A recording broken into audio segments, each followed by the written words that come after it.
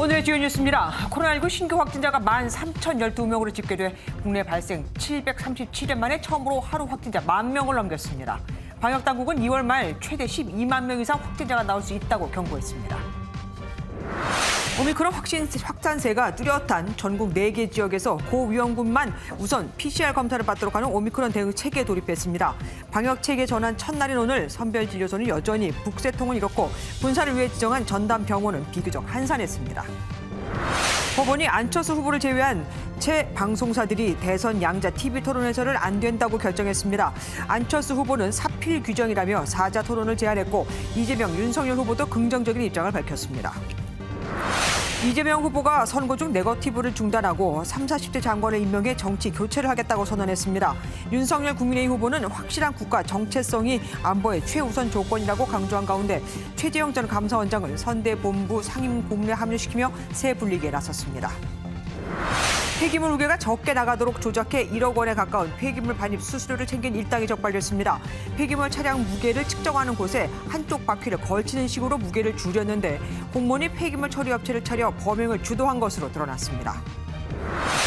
사업장에 중대재해가 발생할 경우 경영 책임자를 곧바로 처벌하는 중대재해처벌법이 내일부터 시행됩니다. 기업뿐 아니라 대학, 공공기관 등 곳곳에서 혼란이 이어질 것이라는 우려가 나옵니다.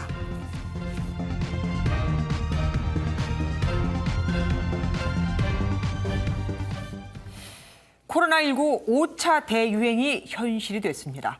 전날보다 신규 확진자가 무려 4,000명 늘어 13,000명 이상을 기록했거든요. 다 이 오미크론 때문인데 설 연휴가 지나면 2, 3만 명 그리고 다음 달 말 그러니까 2월 말에는 최대 12만 명 이상이 될 수 있다는 전망도 나옵니다. 조희루 기자가 보도합니다.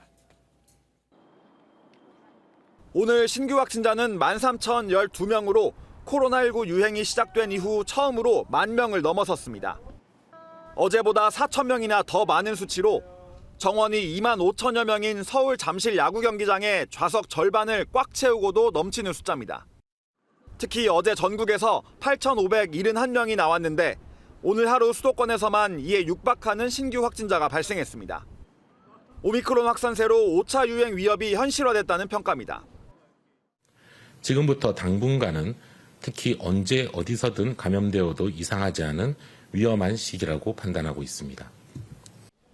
오미크론의 전파력이 델타의 3배라고 가정하면 하루 확진자는 다음 달 중순에는 2만에서 3만 명, 2월 말에는 8만에서 최대 12만 명까지 증가할 수 있습니다. 이 정도 숫자가 되면 방역당국이 지금처럼 일일이 관리하고 통제하는 건 사실상 불가능해집니다. 확진자 수의 증가는 우리가 막을 수 없다고 봐요. 우리가 확진자 수에 너무 이 공포심을 갖기보다는 과연 그 많은 무증상 경증 환자들을 어떻게 관리할 것이냐. 이에 따라 방역당국은 확산세 억제보다는 위중증과 사망을 최소화하는 쪽으로 방역 목표를 전환했습니다. 하지만 진단검사의학회를 비롯한 의료계에서는 최대한 PCR 검사를 확대해야 한다며 정부 방침을 비판하고 나서 혼란이 이어지고 있습니다. MBN 뉴스 조희로입니다. 전국 4개 지역에선 동네 병의원 중심의 방역인 오미크론 대응 체계가 시작됐습니다. 고위험군만 선별진료소 PCR 검사를 받을 수 있는 등 변화가 생긴 건데 설 연휴 이후인 다음 달 3일부터는 전국으로 확대됩니다. 그런데 접종 완료자 기준이 이틀 새 2번이나 바뀌면서 가만히 앉아서 미접종자가 됐다는 불만도 터져나왔습니다. 심가현 기자입니다. 오늘부터 광주, 전남, 평택, 안성 4개 지역에서는 고위험군만 선별진료소 PCR 검사를 받을 수 있습니다.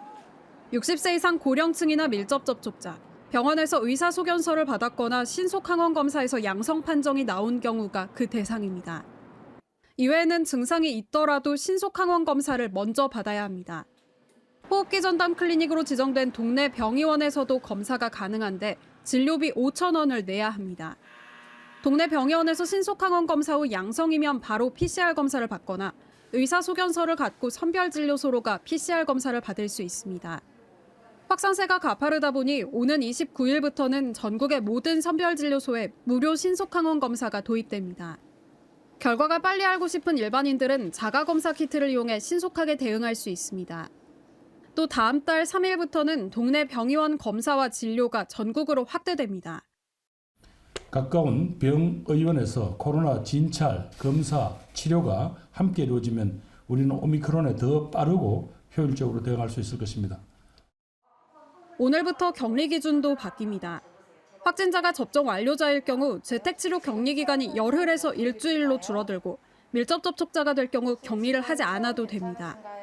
단 2차 접종 후 14일이 지나고 90일이 넘지 않았거나 3차 접종을 마쳐야 접종 완료자로 분류됩니다. 미접종이나 접종 완료 기준을 충족하지 못한 확진자는 그대로 열흘간 격리된 채 재택치료를 해야 합니다. 서울시는 하루 확진자가 3,000명을 넘어서는 등 오미크론 확산에 비상이 걸리자 다음 달 초부터 모든 자치구에서 서울형 의원급 재택치료를 시행하기로 했습니다. MBN 뉴스 심가현입니다. 고위험군만 PCR 검사를 받게 하는 방역체계 전환 첫날, 광주와 경기, 평택 등 전환 대상 지역의 선별진료소는 북새통을 이뤘습니다. 일반 검사자들이 바뀐 내용을 잘 몰라 선별진료소로 찾는 경우도 많았고 방역 패스를 위한 음성 확인서 발급도 차질이 빚었습니다. 정부가 검사와 치료 분산을 위해서 지정한 호흡기 전담 클리닉 지정 병원은 찾는 이가 적어 오히려 한산했습니다. 이재호 기자가 취재했습니다. 오미크론 대응 체계를 가동한 경기도 평택 선별진료소입니다. 이른 아침부터 코로나19 검사를 받기 위한 시민들이 길게 줄지어 있습니다. 고위험군이 아닌 유증상 시민들을 위해 마련한 신속 항원 검사장에는 의료진이 지켜보는 가운데 자가 진단 키트를 이용한 셀프 검사가 이뤄집니다. 더 드세요. 좀 더. 새롭게 도입된 신속 항원 검사는 15분 뒤에 곧바로 결과를 확인할 수 있습니다. 음성이세요. 돌아가셔도 돼요.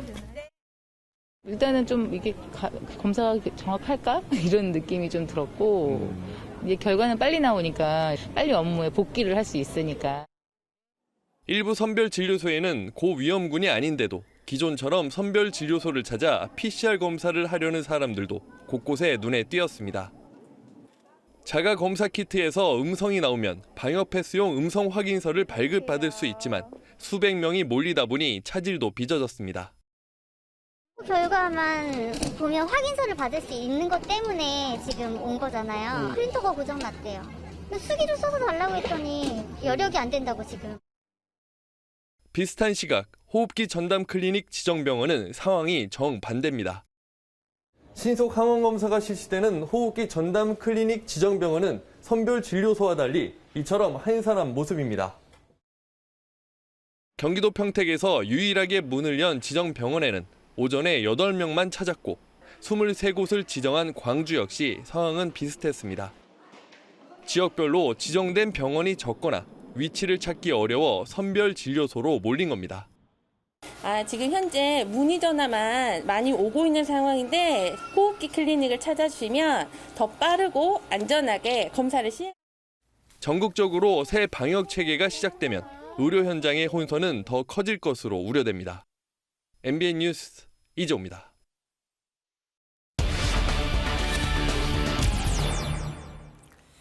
오미크론 확산세가 정말 심상치 않습니다. 확진 상황 코로나19 담당하는 사회정책부 정태진 기자와 알아보겠습니다. 정 기자, 지금 추세라면 다음 달 중순에 하루 확진자가 12만 명이 나올 거다 이렇게 예상이 된다고 아까 보도를 해드렸습니다. 그런데 설마라는 생각도 들어요. 12만 명이요? 설마가 아닙니다. 우리처럼 강력한 방역 조치 후에 규제를 풀었던 호주 사례를 보시면요. 네. 12월 초 1,000명대였던 하루 확진자가 오미크론 유입으로 12월 27일 10,000명을 돌파했고 지난 12일 하루 17만 5천 명이 넘는 신규 감염자가 쏟아졌습니다. 그렇군요. 인구가 우리의 절반인데도 보름 만에 확진자가 17배나 증가했기 때문에 다음 달 말 하루 확진자가 12만 명까지 나올 수 있다는 우리 당국의 예상은 과장된 게 아닙니다. 특히 오미크론 전파력이 델타의 3배인 점을 고려하면 초중고 전면 등교가 시작되는 3월이면 30만 명까지 나올 수 있다는 전망도 나오고 있습니다. 30만 명이요? 아니 그렇게 되면은 사회 기관망이 거의 마비되는 거 아닙니까?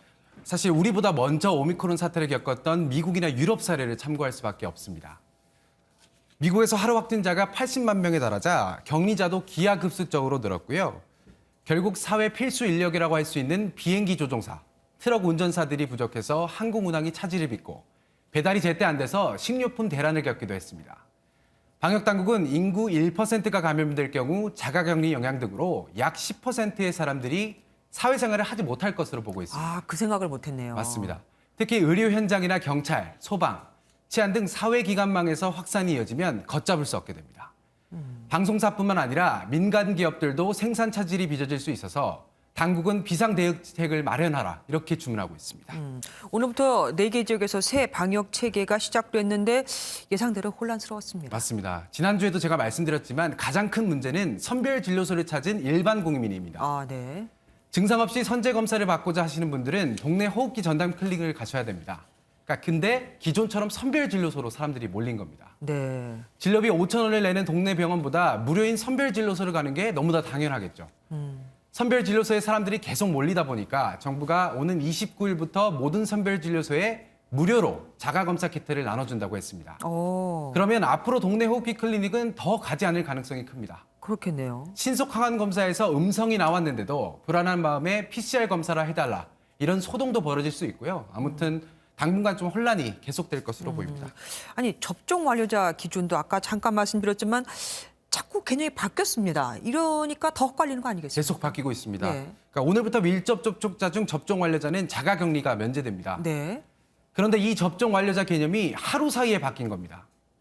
그제만 해도 접종 완료자 기준을 3차 접종 후 14일이 지났거나 2차 접종 후 90일이 지나지 않은 자라고 밝혔는데 어제는 3차 접종자 또는 2차 접종 후 14일이 지나고 90일이 지나지 않은 자로 변경했습니다. 또 방역 패스 인정 기간은 2차 접종 후 180일까지 그대로 두면서 혼선이 빚어지고 있습니다. 그러니까요. 접종 완료자와 방역 패스 인정 기간 그 두 가지 기준을 통일하지 않는 이유도 참 궁금합니다. 새 방역 체계 적용 시점 이것도 참 혼란스럽습니다. 네, 앞서 보신 것처럼 오늘부터 4개 지역에서 새 방역 체계가 적용됐습니다. 그런데 전국 확대 시점을 놓고 정은경 질병관리청장은 월요일 브리핑에서 이르면 주말 또는 다음 달 초를 언급했죠. 그런데 다음 날 아침 손용래 보건복지부 대변인이 라디오에 나와서 설 연휴가 끝난 뒤에 전국으로 확대하겠다고 바로 말을 바꿨습니다. 그랬더니 오늘 아침에는 김부겸 총리가 이번 주말부터는 전국 선별진료소에 신속 항원 검사를 도입하고 전국 확대는 다음 달 3일부터 하겠다고 밝혔습니다. 그럼 29일부터는 서울을 비롯해서 4개 지역 외의 일반인도 선별진료소에 가서 신속 항원 검사를 받고 양성이 나와야만 PCR 검사를 받느냐 이런 질의를 했습니다. 예. 그러니까 당국은 그게 아니다. 바로 PCR 검사를 받을 수도 있지만 결과를 빨리 알고 싶거나 긴 줄을 서는 게 싫으면 신속 항원 검사를 먼저 받을 수 있는 의미라고 정정했습니다.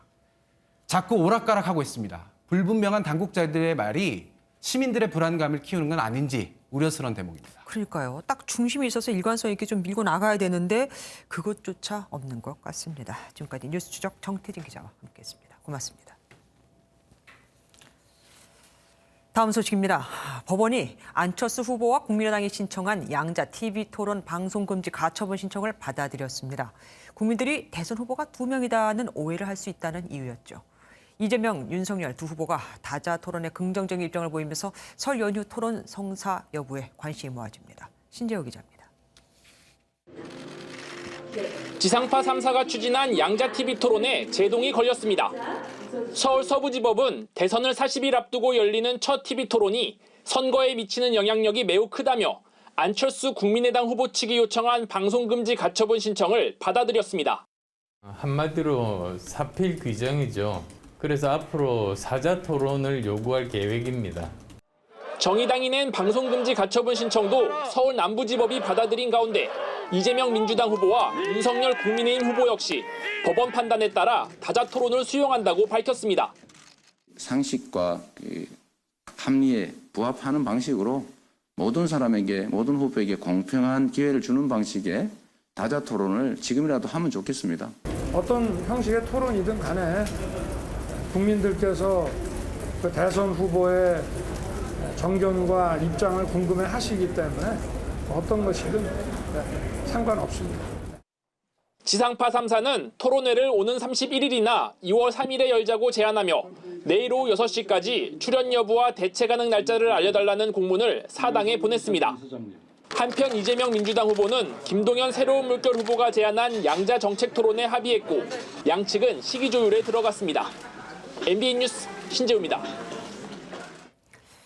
이재명 더불어민주당 대선 후보가 이번 대선이 역대급 비호감 선거가 되고 있다며 네거티브 중단을 선언했습니다. 윤석열 국민의힘 후보의 부인 김건희 씨에 대한 공세가 별 효과를 보지 못했기 때문으로 보입니다. 이 후보는 주 4.5일제 도입 등 노동 6대 공약도 발표했습니다. 이현재 기자입니다. 이재명 더불어민주당 대선 후보는 긴급 기자회견을 열고 정치가 국민들에게 걱정을 끼치고 있다며 상대 후보에 대한 비판을 중단하겠다고 말했습니다. 저 이재명은 앞으로 일체의 네거티브를 하지 않겠습니다. 네거티브를 확실하게 중단하고 오로지 민생, 미래, 국민들의 삶에 대해서만 말씀드리겠습니다. 야당도 동참해 주십시오. 3040 세대 장관을 적극 등용하는 한편 좌우를 가리지 않고 능력 중심의 젊은 실용주의 내각을 구성하는 등 정치 교체에 나서겠다고 강조했습니다. 이 후보는 경기 부천시를 방문해 노동자의 권리를 보호하기 위한 6대 노동공약을 발표했습니다. 6대 노동공약에는 주 4.5일제를 단계적으로 도입하고 일하는 사람 권리보장 기본법 제정, 노동안전보건청 설치 등이 포함됐습니다. 특히 광주 아파트 붕괴 사고를 감안한 듯 안전의 중요성을 다시 한번 강조했습니다. 산재사고 사망률을 OECD 평균 이하로 낮추겠습니다. 노동안전보건청을 설립해서 사고 예방, 재해 보상에 그리고 체계화된 재활을 지원하겠습니다. 방문하는 곳마다 현장 연설에 나선 유 후보는 갈등과 증오를 부추기는 극우 포퓰리즘을 중단해야 한다며 자신의 정치적 고향인 경기도 민심 잡기에 총력을 다했습니다. MB뉴스 이현재입니다. 지지율 상승세로 분위기가 오른 윤석열 국민의힘 대선 후보는 지역위원장들을 만나 내가 윤석열이라는 마음으로 뛰어달라고 당부했습니다. 종로 공천 가능성이 거론된 최재형 전 감사원장은 선대본에 정식 합류했습니다. 우종환 기자입니다. 윤석열 국민의힘 대선 후보가 국회의원들을 비롯한 전국 지역위원장들과 한자리에 섰습니다. 최근 상승세를 탄 지지율 덕분인 듯 분위기는 달아올랐습니다. 내가 윤석열이다! 윤석열이다! 윤석열이다! 분위기가 좋죠? 예, 이게 다 지지율 덕입니다. 예. 윤 후보는 공정과 상식이 무너진 대한민국을 살릴 테니 믿고 따라와 달라며 각자의 지역을 구석구석 누벼달라고 요청했습니다. 한 분 한 분이 윤석열이고 한 분 한 분이 대통령 후보라는 마음으로 지역 곳곳을 국민들의 삶의 현장을 누벼 주십시오. 앞서 윤 후보와 만나 원팀을 다짐했던 최재형 전 감사원장은 윤 후보의 상임 고문직 요청을 수락해 선대본에 정식 합류했습니다. 서울 종로 공천 가능성이 거론되는 최 전 원장은 당의 결정에 따르겠다며 거부 의사를 밝히지 않았습니다. 정권 교체를 위해서 뭐가 가장 좋은 길인가는 당에서 결정할 거고요. 당의 결정에 따르는 거 외에는 제가 다른 입장은 없습니다. 국민의힘은 더불어민주당과 달리 재보선 지역구에 모두 후보를 내겠다는 계획도 비쳤습니다. 이준석 대표는 국민의힘 책임이 있는 서울 서초갑, 대구 중남 무공천론을 두고 유책 사유를 당이 미리 알 수 없었다며 공천에도 문제가 없다고 말했습니다. MBN 뉴스 우종환입니다. 안철수 국민의당 후보 선대위에 합류한 최진석 상임선대위원장이 생각 없는 유권자가 비전 없는 대선을 만든다고 말해 논란이 일고 있습니다. 이재명, 윤석열 이 두 후보 지지자들을 생각 없는 유권자라고 한 셈이니까요. 박정 기자가 보도합니다. 안철수 캠프에 합류한 최진석 국민의당 상임선대위원장은 이번 대선 구도에 대해 권력에만 관심 있는 지도자와 생각 없는 유권자가 그린 풍경이라고 평가했습니다. 이어 유일하게 국가 비전을 가진 사람은 안철수 후보라고 덧붙였는데 이준석 국민의힘 대표는 최 위원장이 국민 비하를 했다며 사퇴를 요구했습니다. 최 위원장은 최근 홍준표 의원에 이어 김종인 전 비대위원장을 잇따라 만나면서 그 배경에 관심이 쏠리고 있습니다.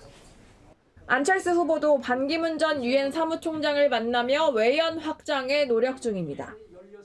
늘 신문과 이제 언론을 이렇게 보면서 대선 후보들께서 말씀하시는 것이 너무 근시안적인 게 많고 서로 말싸움하듯 이렇게 하고 네거티브에다가 발목 잡기만 하다 보니까 이 정도면은 우물 안의 개구리가 아니고 동굴 안의 개구리가 아닌가 싶습니다. 예, 그렇죠.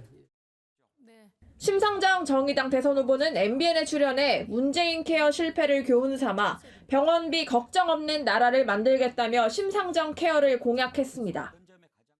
1억이 나오든 10억이 나오든 1년에 100만 원만 내면 된다. 유럽 복지국가들이 지금 채택하고 있는 무상 의료입니다, 그게. 민생 행보에 집중한 심 후보는 새벽엔 쿠팡 밤샘 노동자를 만난 데 이어 아침엔 서울 종로구에서 출근길 직장인들을 만나기도 했습니다. MBN 뉴스 박지환입니다.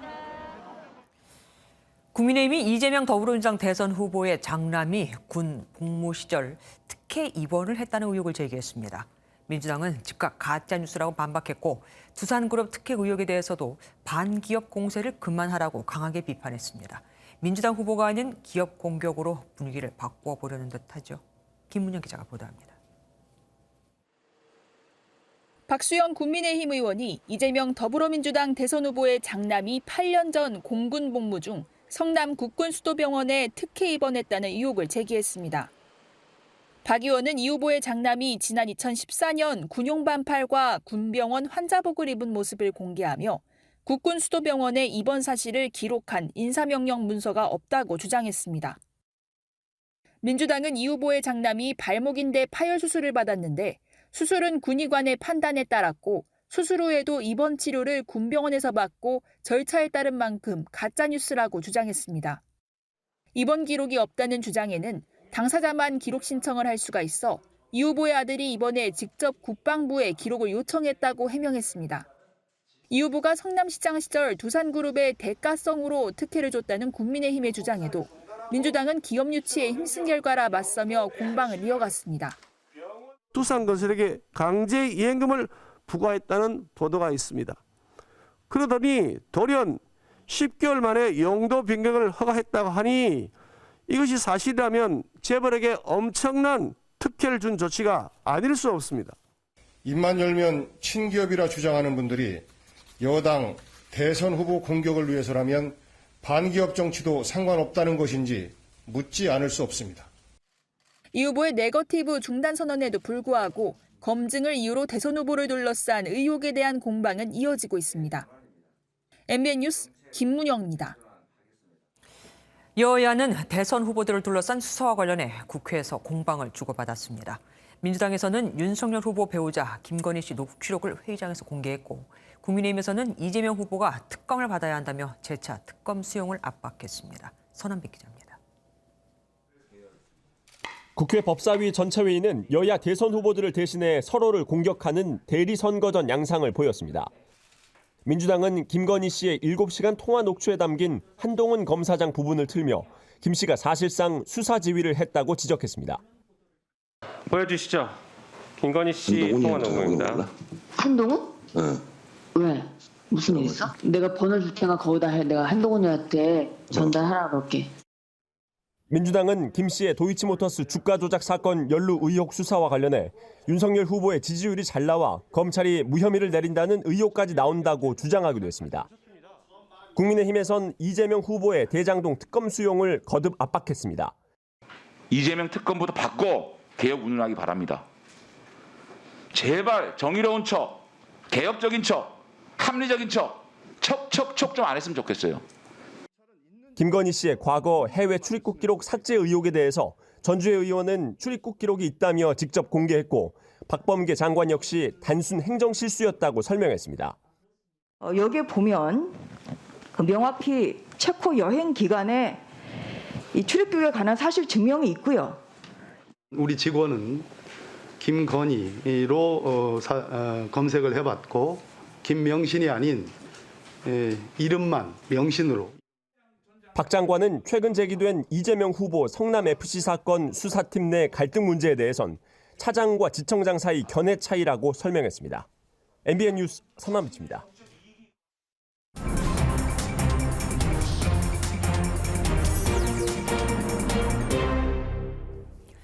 오늘 있었던 정치권 뒷이야기 들어보는 정치 톡톡 시간입니다. 정치부 백길종 기자 나와 있습니다.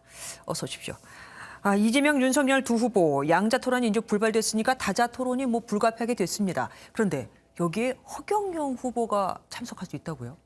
네, 허경영 국가혁명당 대선 후보가 오늘 발표된 한 여론조사에서 지지율 5%를 돌파하면서 나온 얘기입니다. 허 후보는 뉴스핌 의뢰로 코리아정보 리서치가 지난 23일 실시한 조사에서 지난주 대비 3.1%포인트 오른 5.6%를 기록했습니다.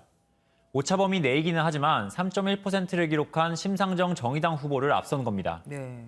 공직선거법에 따르면 중앙선관위 주최 대선 토론회에 참석할 수 있는 조건은 3가지입니다. 국회의석 5석 이상을 가진 정당의 후보이거나 직전 선거에서 3% 이상 득표한 정당의 후보, 선거 직전 여론조사 평균 지지율 5% 이상을 기록한 후보 중 하나를 만족해야 하는 겁니다. 예.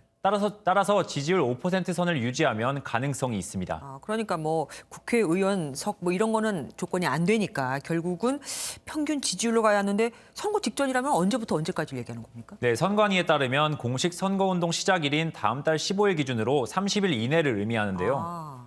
단 이 조항은 통신사와 지상파 방송사, 전국 일간지 등이 의뢰한 조사에만 해당돼서 오늘 소개해드린 결과는 해당되지 않습니다. 하지만 보면은 허 후보를 아예 빼고 여론조사하는 경우도 많던데요. 네, 그렇습니다. 하지만 선관위에 문의해보니까 최소 몇 군데 이상의 여론조사 표본이 필요하다 이런 조항은 없다고 합니다. 그러니까 5개 정도의 조사에만 포함됐어도 평균 5%를 넘기기만 하면 토론회 참석이 가능해지는 거죠. 그러니까 이름을 넣고 한 조사만 갖고 평균을 내도 된다 이 얘기였네요. 네, 맞습니다. 이 후보가 아까 이재명 후보가 네거티브를 중단하겠다고 했는데 그러면서 이 얘기도 했습니다. 토론회에서 김건희 씨 통화 녹음 파일에 대해서도 얘기를 하지 않겠다. 네, 맞습니다. 이 후보는 어젯밤 한 인터뷰에서 김 씨가 서울의 소리 기자와 했던 7시간 통화는 언급하지 않겠다고 했습니다. 저는 김건희 씨 녹취록 얘기를 할 생각은 전혀 없고요. 그래요? 대한민국 경영하겠다는 사람들이 무슨 녹취록이 어쩌니 할 필요는 없을 것 같습니다. 하지만 정말로 네거티브 중단이 될지는 지켜봐야겠습니다. 조금 전 리포트에서도 나왔다시피 이 후보의 기자회견 90분 만에 민주당이 법사위에서 김건희 씨의 통화 녹음을 틀었고 그러게요. 이 후보 본인도 고양시에서 시민들과 만나 윤 후보를 향해 술 먹고 측근이나 챙기면 나라가 망한다며 강하게 비판했습니다. 그러니까 내가 아내 얘기를 하지 않을 테니 내 욕설 얘기도 하지 마라 이런 거 같기도 합니다. 어쨌든 끝까지 지켜봐야겠죠. 네. 오미크론 유행이 점점 심해지면서 선거 유세가 참 쉽지 않습니다. 그래서 그런지 아이디어가 참 여러 가지예요. 네, 요즘 후보들 보면 몸이 여러 개라도 모자랄 텐데요. 이재명 민주당 후보는 자필로 편지를 작성하는 모습을 유튜브에 공개했습니다. 신규 확진자 1만 명을 돌파한 오늘 코로나 위기 극복을 강조한 겁니다. 제일 먼저 코로나19 위기 극복에 최선을 다하겠습니다. 국민들께서 하루빨리 생업과 일상에 복귀하실 수 있도록 윤석열 국민의힘 후보도 지난 18일 코로나로 위기를 겪고 있는 헬스장을 찾은 영상을 올렸습니다. 윤 후보는 이날 근력 운동을 배웠던 영상을 올리며 친근한 이미지를 보여줬습니다. 팔 넣어도 될 것 같아요. 이제 둘. 힘이 되게 좋으시대요. 네, 안철수 국민의당 후보도 앞서 미국에서 일을 하는 딸 안설희 씨와 화상 전화를 하면서 딸 자랑을 한 바가 있는데요. 예. 이번에 귀국한 안 씨가 본격적으로 아버지 홍보에 나섰습니다. 저는 정치인 안철수보다는 안철수가 어떤 사람인지 그냥 아빠로서 어떤지 그런 면모들을 많이 보여드렸으면 합니다. 그리고 송영길 민주당 대표는 오늘 광주 아파트 붕괴 사고 현장을 갔는데 오히려 항의를 받았습니다. 네, 송 대표는 오늘 오전 광주에서 선대위 회의를 마치고 사고 현장을 찾았는데요. 상인들과 피해자 가족들이 어떻게 국민의힘보다 늦게 오냐며 송 대표를 가로막았습니다. 어제 이준석 국민의힘 대표가 먼저 현장을 찾아 위로한 것을 지적한 겁니다. 지금 야당 후보 지지율 올라가는 거 보십시오. 자기들 텃밭도 이렇게 관리를 안 하는데 누가 자기들을 찍어주겠어. 네, 송 대표는 결국 중앙사고수습본부로 발길을 돌릴 수밖에 없었는데요. 현대산업개발 측에 실종자 수색과 주변 피해 상가 보상을 당부하며 사과했습니다. 집권 여당으로서 당연히 모든 이야기를 들어야 되고 어떠한 질책도 달갑게 받아야 됩니다. 안철수 후보의 배우자 김미경 씨도 광주 사고수습본부를 찾았는데요. 정치쇼라는 비판도 나왔지만 김 씨는 오히려 누가 될까 오기 힘들었지만 안아볼 수 없었다며 유가족을 위로했습니다. 예, 지금까지 정치톡톡 백길종 기자와 함께했습니다. 고맙습니다. 요즘 사람들 간도 크죠. 이번엔 구청 돈 115억 원을 빼돌린 서울 강동구청 공무원이 구속됐습니다. 횡령한 돈 38억 원은 다시 통장에 입금했지만 나머지 77억 원은 모두 주식 투자에 써버렸다고 합니다. 표선우 기자가 보도합니다. 구청 돈 115억 원을 횡령한 혐의로 경찰에 붙잡힌 서울 강동구청 소속 공무원 김모 씨. 서울 동부지법에서 열린 구속영장 실질 심사를 마치고 나온 김 씨는 취재진의 질문에 입을 굳게 다물었습니다. 돈 어디에 쓰셨나요? 주식 투자로 채우려 했나요? 서울 강동경찰서는 이틀 전 경기도 하남의 아파트 주차장에서 김 씨를 특정경제범죄 가중처벌법상 업무상 횡령 혐의로 긴급 체포했습니다. 7급 주무관인 김 씨는 지난 2019년 12월부터 지난해 2월까지 강동구청 자원순환센터 추진과 등에서 근무하며 폐기물 처리시설 투자유치금 중 115억 원을 빼돌렸습니다. 경찰 조사에서 김 씨는 115억 원 가운데 38억 원은 2020년 5월 구청 계좌에 다시 입금했지만 나머지 77억 원은 주식으로 모두 날렸다고 진술했습니다. 경찰은 김 씨가 횡령한 공금의 흐름을 파악하기 위해 계좌 압수수색 영장도 신청했습니다.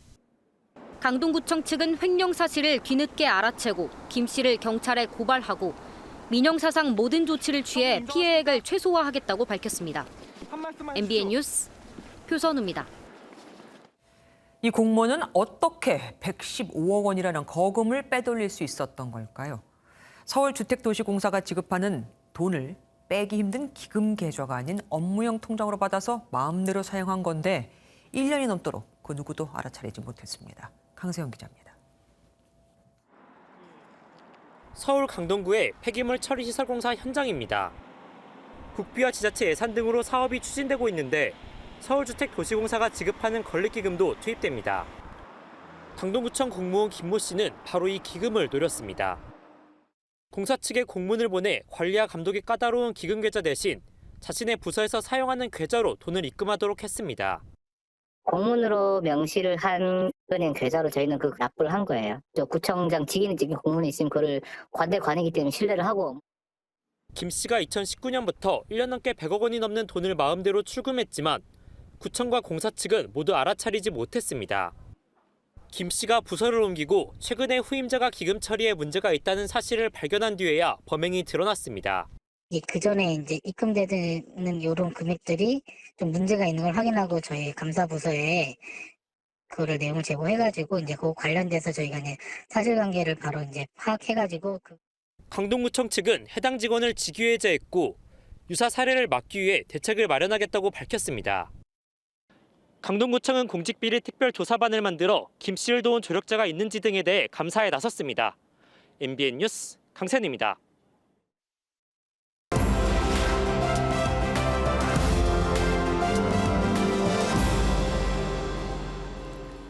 오늘 하루 화제가 된 뉴스를 모아 전해드리는 픽뉴스 시간입니다. 오늘은 서영수 기자와 함께하겠습니다. 어서 오십시오.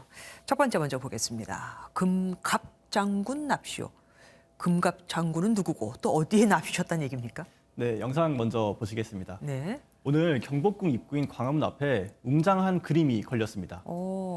조선 왕실에서 정월 초하룻날 궁궐 정문에 붙이던 문배도라는 그림인데 이 그림에 나오는 황금 갑옷을 입은 장군이 바로 금갑 장군입니다. 네. 조선 초에는 그림을 그리는 관청인 도화서에서 문배도를 그렸고 이후 이런 풍습이 민간에까지 전파됐다고 합니다. 네. 19세기 말에는 광화문을 찍은 사진에도 금갑 장군이 그려진 문배도가 발견되기도 했습니다. 아, 그러니까 조선시대 세시 풍속이라 뭐 이거군요. 그런데 이 문배도를 거는 이유가 뭡니까? 네, 이 문배도에는 나쁜 기운을 물리치고 복을 구하는 의미가 있습니다. 문배도의 기운으로 코로나19 극복을 기원하자는 의미에서 문화재청이 준비한 행사입니다. 설 연휴 기간 방문하셔서 코로나19로 지친 마음을 조금이나마 위로해 주셔도 좋겠습니다. 호랑이인 올해는 꼭 좀 이 코로나가 없어졌으면 좋겠습니다. 다음 소식도 호랑이 얘기인가 봐요? 네, 맞습니다. 호랑이 해를 맞아서 중국의 한 호텔에서 유리창 너머로 살아있는 호랑이를 볼 수 있는 객실을 만들어 논란이 되고 있습니다. 진짜 그렇네요. 네, 보기만 해도 아찔한데 네. 호텔 측은 일단 방탄 유리를 사용해서 안전에는 문제가 없다는 설명입니다. 이색적이긴 합니다. 그렇지만 안전에는 문제가 없는지도 모르겠고 그리고 비용이 굉장히 비쌀 것 같아요. 네, 일단 아직 당국에서 영업 허가가 나지 않아서 호텔을 실제로 이용할 수 있을지 가격 이런 부분은 미지수입니다. 네. 동물단체에서 이 호텔이 멸종 위기종인 호랑이에게 극심한 스트레스를 주는 동물 학대 행위를 하고 있다고 주장하고 있기 때문이라고 합니다. 저기 좁은 데다가 또 가둬놓고 저 호랑이도 우리를 볼 거 아니에요. 그렇죠. 사람을 보는 게 스트레스일 것 같기도 합니다. 다음 소식은 이거 러시아에서 있었던 일이죠. 네, 맞습니다. 러시아의 오이мя콘이라는 지역에서 세계에서 가장 추운 마라톤 대회가 열렸습니다. 전 세계에서 모인 65명의 참가자가 강추위 속에 자신의 한계를 시험했는데요. 당시 기온이 무려 영하 52도까지 떨어졌다고 하는데 입김마저 얼려버리는 수준이었다고 합니다. 사람이 사는 곳 중 가장 춥다고 알려진 오이мя콘은 영하 67도까지 기온이 내려간 적도 있어서 영하 50도 정도면 평범한 날씨라고 하네요. 영하 50도가 평범하다고요? 참 할 말이 없습니다. 그런데 러시아는 원래 저렇다 쳐도 우리가 따뜻하다고 알고 있는 그리스는 왜 그런 겁니까? 네, 말씀하신 것처럼 최근 그리스와 터키 지역에도 강추위를 동반한 눈 폭풍이 휘몰아쳤습니다. 네. 일부 지역에는 최대 85cm의 눈이 내리면서 그야말로 눈 폭탄이 떨어졌는데요. 지중해성 기후라서 겨울에도 눈이 거의 오지 않는 지역이라 피해가 더 컸습니다. 네. 공항은 물론 대중교통 운행이 전면 중단됐고 수천 명이 고립되는 등 국가 비상사태에 준하는 조치가 내려졌다고 합니다. 더 큰 피해가 없기를 바랍니다. 다음 보겠습니다. 볼키스가 죄입니까? 네, 조금 이해하시기 어려우실 예. 것 같은데 영상 먼저 보겠습니다. 2007년에 있었던 일인데요. 할리우드의 유명 배우인 리차드 기어가 인도의 한 행사장에서 만난 여배우를 끌어안더니 볼에 키스를 합니다. 이 행위가 공공장소의 스킨십이 금기시되던 인도에서 큰 논란이 되면서 결국 고소까지 이어졌습니다. 누가 누구를 고소한 겁니까? 네, 극단적인 힌두교 단체에서 리처드 기어와 여배우 2명을 모두 고소한 건데요. 공공장소에서의 키스로 인도 문화와 가치관을 모욕했다는 외설 혐의를 적용했습니다. 아니 남자는 키스를 그래도 주도했으니까 그렇다 쳐도 여자한테 저런 거는 저 여성이 강하게 반대하지 않아서 그랬다는 것 같은데 근데 결혼하기까지 이렇게 오래 걸립니까? 15년이나? 네. 먼저 볼키스를 한 리처드 기어는 당시 체포영장이 청구됐다가 기각돼서 이미 사건이 종료됐는데요. 볼키스를 받은 여배우 사건은 최근에야 결론이 나왔습니다. 인도 법원이 여배우는 원치 않는 접근의 희생자라고 판단해서 무려 15년 만에 외설 혐의를 벗게 됐습니다. 와, 지극히 상식적인 저런 판단을 기다리는데 굉장히 오랜 시간이 걸렸습니다. 다음 보겠습니다. 아이고, 이 강아지한테는 무슨 일이 있었던 거예요? 네, 영상을 보시면 강아지 한 마리가 집 앞에서 주인을 애타게 기다리고 있습니다. 네. 그런데 집 주위에는 폴리스 라인이 쳐 있습니다. 어머나. 강아지 주인이자 멕시코의 여성 언론인인 말도나도 로페스가 자택 앞에 세워진 차 안에서 총에 맞아 숨진 채 발견된 겁니다. 아니, 언론인이라면서요? 언론인이 왜 총에 맞죠? 네, 멕시코에서는 올해 들어서만 3명의 언론인이 살해될 정도로 전 세계에서 가장 많은 언론인이 살해되는 국가인데요. 마약 범죄나 당국의 비리 등을 파헤치던 언론인이 주로 대상이 되는데 이번에 살해된 로페스도 지역 정치권의 부패를 주로 취재하다 화를 당했다고 합니다. 3명의 언론인이 올해만. 그러니까 결국 지금 1월 얼마 안 지났잖아요. 네. 굉장히 많은 수가 숨진 거네요. 주인을 잃은 개도, 부정부패를 앞장서 파헤치던 언론인을 잃은 멕시코 국민에게도 참 슬픈 일이었습니다. 여기까지 듣겠습니다. 고맙습니다. 폐기물을 매립장에 묻을 때는 그 양에 따라서 반입 수수료를 내는데요. 무게를 적게 나가도록 조작해 9천만 원이 넘는 수수료를 챙긴 일당이 붙잡혔습니다. 이런 일을 막아야 할 구청 공무원이 범행을 주도했는데 수법을 보면 기가 찹니다. 박상호 기자가 보여드립니다.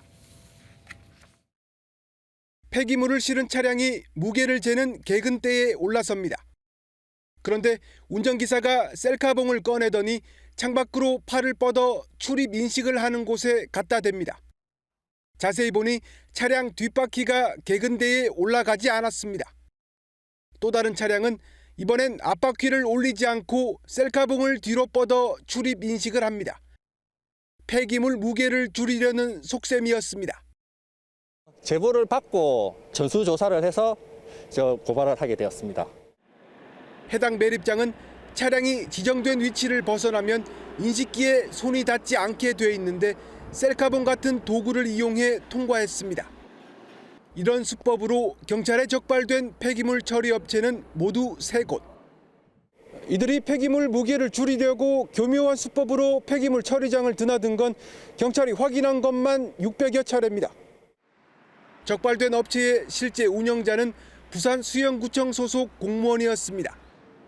5톤 차량은 개근대에 한쪽 바퀴만 걸치면 많게는 1.5톤이 줄어드는데 4개월 동안 9,600만 원의 수수료를 챙겼습니다. 수법이나 어떤 행위 자체는 현직 공무원이 주도한 것으로 수사 중에 확인됐습니다. 경찰은 공무원 등 일당 5명을 사기 혐의로 검찰에 넘겼습니다. MBN 뉴스 박상호입니다. 이재명 더불어민주당 대선 후보가 성남시장 재직 당시 벌어진 성남FC 후원금 의혹 사건을 수사 지휘하던 현직 검사가 돌연 사표를 냈습니다. 윗선의 사건 뭉개기 때문이라는 의혹이 제기되면서 대검도 경위 파악에 나섰는데 그 결과에 따라 정치권과 재계 적지 않은 파장이 예상됩니다. 오지혜 기자입니다. 8년 전 시민구단으로 재창단된 성남FC의 구단주를 맡았던 이재명 성남시장. 성남FC를 따라서 우리 시민구단의 힘을 한번 보여줬으면 좋겠습니다. 함께 이겨봅시다. 당시 이 시장은 두산과 네이버 등 6개 기업에게 성남FC에 광고비와 후원금 160억여 원을 내게 하고 대신 건축 인허가 등의 특혜를 줬다는 의혹으로 고발됐다가 지난해 무혐의 처분을 받았습니다. 하지만 고발인의 이의 신청으로 검찰에 송치됐고 이 사건을 담당하던 수원지검 성남지청 차장검사가 돌연 사의를 표명했습니다. 박하영 차장검사는 검찰 내부망에 이리저리 대응해봤지만 방법이 없었다고 밝혔는데 검찰 안팎에서는 친정권 성향의 박은정 성남지청장이 수사를 막은 데 항의해 사직서를 냈다는 해석이 나옵니다. 박범계 법무부 장관도 국회에서 수사팀 내 이견을 시사했습니다.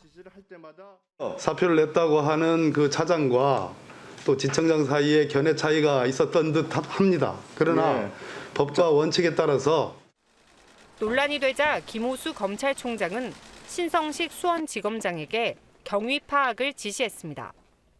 성남지청은 사건 종결을 지시하거나 보안 수사 요구를 막은 적이 없다고 해명했지만 정식 감찰이나 수사 가능성도 제기되고 있습니다.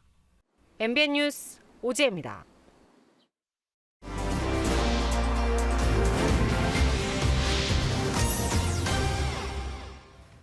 북한 김정은 국무위원장이 가죽 코트를 입고 나온 모습 여러 번 보셨었죠. 북한 주민들 사이에 모조 가죽 코트가 인기를 끌자 북한 당국이 단속에 나섰다고 합니다. 오늘 평양 돋보기에서는 북한의 패션에 대해서 알아보겠습니다. 외교안보팀 김지영 기자 나왔습니다. 어서 오십시오. 가죽 코트 금지령이 내려졌다. 그러면 이 가죽 코트는 뭐 아무나 입을 수 없다는 거잖아요. 네, 맞습니다. 2019년 가죽 코트를 입은 김 위원장의 모습이 처음 공개된 이후 지난해 열병식에서 김여정, 현송월 당 부부장과 조용원 당 비서가 가죽 코트를 입은 모습이 나란히 포착됐습니다. 네. 최근엔 김덕훈 내각 총리가 경제 현장을 시찰할 때 가죽 코트를 입었는데요. 이처럼 가죽 코트가 김 위원장과 최측근만 입을 수 있는 권력의 상징으로 자리 잡으면서 북한 주민 사이 값싼 모조품이 유행한 겁니다. 네. 하지만 최고 존엄 권위에 도전하는 불순한 동향이라며 북한 당국은 단속에 나섰습니다. 그런데 그 방금 말씀하신 최고 존엄의 얼굴이 그려진 티셔츠를 입고 다니는 모습도 봤습니다. 네. 맞습니다. 바로 지난해 10월인데요. 10월 열렸던 국방발전 전람회에서 당시 지휘자가 김 위원장 얼굴이 그려진 티셔츠를 입어 화제가 됐었죠. 네. 북한에선 최고 존엄의 얼굴이 옷에 그려진다는 건 상상할 수도 없는 일입니다. 그러니까요. 때문에 이를 두고 김 위원장이 인민에게 다가가려는 친인민적 리더십을 보여주려는 그런 것이었다는 해석이 나왔습니다. 북한에서는 그 최고 존엄의 얼굴은 밟지도 못하게 하던데 사진 같은 것도요. 그럼 그 옷은 비벼서 빨지도 못하고 어떡하나 궁금하기도 합니다. 김 기자, 그러면 실제 북한 주민들의 패션은 어떻습니까? 우리 같이 뭐 유행 같은 게 있습니까? 없을 것 같죠? 하지만 있습니다. 아. 네, 바로 현재 북한의 유행을 주도하는 건 김정은 일가입니다.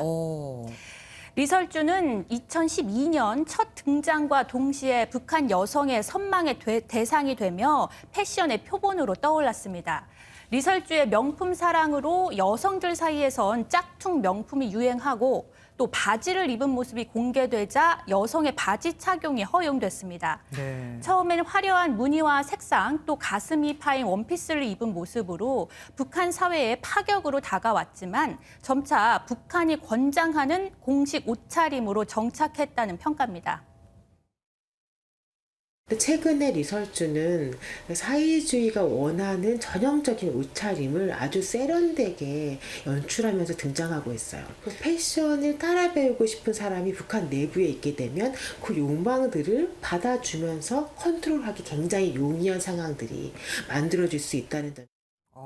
그러니까 여성들이 바지를 입은 지도 얼마 안 됐다 이거네요. 어쨌든 이란 여성에게는 그럼 좀 불편할 수도 있겠습니다. 그럼 그런 패션은 누가 주도하죠? 그래서 일하는 여성에게 사랑받는 패션 리더는 따로 있습니다. 바로 여기 나왔습니다. 김여정 당 부부장입니다. 리설주와 달리 원피스나 화려한 의상이 아닌 항상 무채색의 단정한 투피스를 입습니다. 최근 북한 여성의 치마 길이가 좀 짧아진 것도 바로 무릎 위로 짧아진 김 부부장의 옷차림 영향을 받았다고 볼 수 있습니다. 네, 처음부터 이렇게 옷차림이 어쨌든 자유롭지는 않았을 거 아니에요. 예전 보면은 다 옷들이 비슷비슷했거든요. 네, 북한의 옷이 이렇게 자유화된 건 얼마 되진 않아요. 그 1990년대까지 국가에서 배급했던 그런 통일된 인민복, 한복, 양복 같은 게 전부였는데요.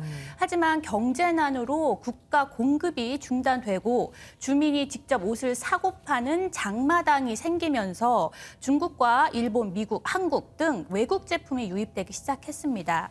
그리고 이를 본뜬 값싼 가공 옷이 유통되면서 2000년 전후 북한의 옷은 다양해집니다.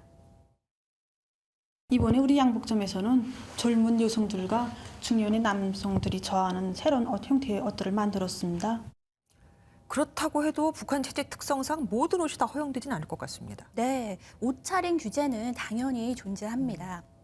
북한은 노동신문에 자본주의 스타일을 박멸해야 한다고 지속적으로 경고를 하고 있고 또 실제 거리에서도 수시로 옷차림을 단속합니다. 몸에 붙는 스키니진, 꽁지머리나 맥가이버 머리로 불리는 멀릿 헤어스타일, 피어싱 등은 서구 자본주의 패션으로 금지하고 있습니다. 대신 15개의 사회주의 스타일 머리 모양을 권장하고 있습니다. 자본주의 패션은 규제를 하면서 지도자 일가가 유행의 중심이다. 이런 게 참 아이러니하기도 합니다. 김지영 기자, 고맙습니다. 바이든 미국 대통령이 우크라이나 주변국 군대 배치에 이어 한 발 더 나아가서 푸틴 러시아 대통령을 직접 제재할 수 있다고 경고했습니다. 러시아는 우크라이나 인접 부대에 훈련 명령을 내렸는데 양쪽 다 점점 세지고만 있죠. 워싱턴에서 최준혁 특파원이 전해왔습니다. 손자에게 선물을 사주려고 워싱턴 DC 상점을 방문한 바이든 대통령. 러시아가 우크라이나를 침공하면 푸틴 대통령을 제재할 수 있느냐는 질문에 긍정적으로 답했습니다. Would you ever see yourself personally sanctioning him if he did invade Ukraine? Yes, You would? I would see that. 상대 국가의 지도자를 겨냥해 제재까지 거론한 것은 그만큼 단호한 의지를 강조하기 위한 것으로 해석됩니다. 전날 동유럽에 배치하기로 한 8,500명의 미군도 일부가 곧 이동할 것이라고 강조했습니다. 앞서 미국 고위 당국자는 러시아의 우크라이나 침공에 대비해 독일과 러시아 간 직통가스관 중단에 대한 대책 논의에 착수했다고 밝혔습니다. 군사적 대응뿐만 아니라 러시아 제재 작업도 공식적으로 선언한 것으로 풀이됩니다. 일촉즉발의 상황에서 백악관은 러시아의 침공이 임박했다는 말을 반복했지만 외교적 협상은 여전히 열어놨습니다. When we said it was imminent, it remains imminent. But again, we can't make a prediction of what decision President Putin will make. We're still engaged in diplomatic discussions and negotiations. 러시아는 미국이 오히려 긴장을 고조시킨 행위라고 있다며 우려를 표명했습니다. 그러면서도 우크라이나 인접 지역으로 부대들을 이동 배치하고 중국과 합동해상 훈련으로 무력 시위에 나섰습니다. 바이든 대통령의 군사적 대응에 이은 푸틴에 대한 직접적 경고, 이에 대해 군사훈련으로 맞서고 있는 러시아. 이번 주 미국이 서면으로 답변하기로 한 러시아의 안전보장 요구가 정면 충돌의 중요한 분수령이 될 전망입니다. 워싱턴에서 MBN 뉴스 최중락입니다.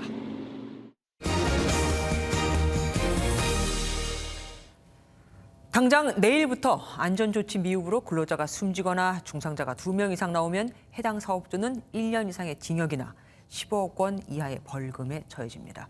그런데 이 중대재해법 적용을 받는 건 건설 현장이나 공장 같은 일반 기업뿐만이 아닙니다. 대학 연구소에서 사고가 나면 대학 총장이, 청계천에서 안전사고가 나면 서울시장이 처벌을 받을 수도 있거든요. 준비 기간이 있었다고는 하지만 법 조항이 모호하다 보니 당분간 불안과 혼란이 불가피할 것으로 보입니다. 민경영 기자입니다. 지난 2019년 경북대학교의 한 실험실에서 폭발 사고가 발생해 4명의 학생이 중경상을 입었습니다. 당시 사고 원인이 정확히 밝혀지지 않아 아무도 처벌받지 않았는데 중대재해법이 시행되면 대학 총장이 직접 처벌받을 수 있습니다. 압수서도 있고 막 오만 게 다 있는데 늘 불안하죠. 사고라는 게 알 수가 없지 않습니까? 우리는 돈 버는 기관도 아닌데. 지방자치단체나 산하기관 역시 중대재해법 적용 대상입니다. 매년 장마가 되면 범람하는 서울 청계천입니다. 만약 앞으로 이곳에서 안전사고가 발생했는데 서울시가 적절한 사전 조치를 취하지 않았다면 서울시장이 처벌받을 수 있습니다. 각 지자체는 부랴부랴 대응부서를 신설하고 있는데 법에서 규정한 적절한 안전조치가 무엇인지 명확하지 않다고 하소연합니다. 시행규칙도 아직 없는 걸로 지금 돼 있거든요. 애로사항을 이루 말할 수가 없습니다. 처음에 10억 케이스 분명히 있을 거거든요. 뉴스에도 많이 나오는데. 전문가들은 법 제정 취지를 살리려면 처벌 대상과 행위를 명확히 하는 후속 작업이 필수적이라고 지적합니다. 특정 누군가를 처벌할 수 없는 상태 혹은 또 누군가를 과잉 처벌하는 상태가 발생할 수 있기 때문에 가장 중요한 것은 책임 소재가 명확해지도록 이 부분을 다듬을 필요가 있다. 법 자체가 위헌 시비에 휩쓸 수도 있다는 우려도 나와 정부와 국회의 신속한 움직임이 필요해 보입니다. MBN 뉴스 민경영입니다. 미술시장이 전례 없는 호황기를 맞고 있죠. 그런데 분위기가 좋을 것 같은 화랑들이 양대 경매사를 저격하며 직접 경매를 열었습니다. 설립 46년 만에 처음 있는 일입니다. 무슨 일이 있었던 건지 정설민 기자가 알아봤습니다. 국민화가 박수근의 작품입니다. 작고 1년 전 그린 몇 안 되는 추상화 작품 중 하나입니다. 화랑협회가 연 경매의 모습을 드러냈습니다. 화랑협회가 1976년 설립 이후 처음으로 경매를 연 건 양대 경매사에 대한 경고 차원입니다. 미술시장은 작가를 발굴하고 작품을 판매하는 1차 시장 화랑과 작품을 되파는 2차 시장 경매사로 나뉩니다. 그런데 서울옥션과 K옥션이 각각 1년에 80회가 넘는 경매를 열면서 질서가 무너지고 있다는 게 화랑협회의 주장입니다. 과열되다 보니까 작품이 부족하게 되고 그러다 보니 어린 작가의 작품을 뒷거래로 유통을 시키는 결과를. 양측은 2007년에도 비슷한 갈등을 겪은 뒤 경매 횟수를 제한하고 국내 작가 뒷거래를 금지하는 내용의 신사 협약을 맺었습니다. 모두 미술시장이 과열된 상황이라는 공통점이 있습니다. 두 경매사는 말을 아끼고 있는 상황. 경매회사들이 좀 과한 측면도 있지만 화랑들은 그러면 미술시장 확대, 미술시장의 정상화, 공정한 거래 이런 것들을 위해서 얼마나 노력을 했나라는 생각. 하지만 미술계 내부의 밥그릇 싸움으로 비칠 수 있다는 우려의 목소리도 나옵니다. MBN 뉴스 정설민입니다. 설 연휴 기간인 오는 29일부터 다음 달 2일까지 코로나19 확산 방지를 위해 고속도로 통행료가 정상적으로 부과됩니다.